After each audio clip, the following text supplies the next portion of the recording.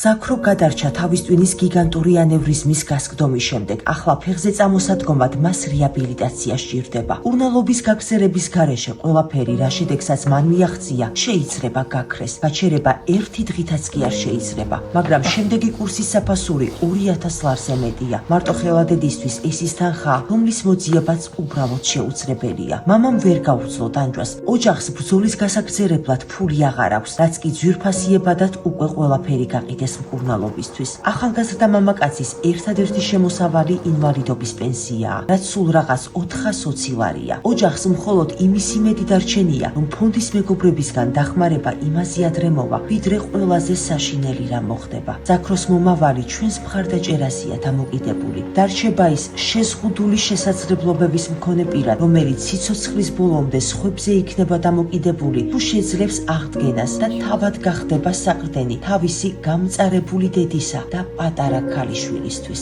მე რო რამე მომივიდეს, ვინ რამეს და გაუკეთებს ამას. არავინ არაფერს არ გაუკეთებს.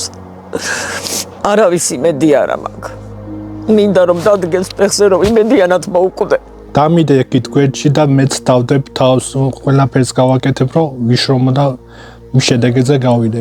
გადარიცხეთ ნებისმიერი თანხა ჩერნოვეცკის ფონდის ოფიციალური საიტის მეშვეობით.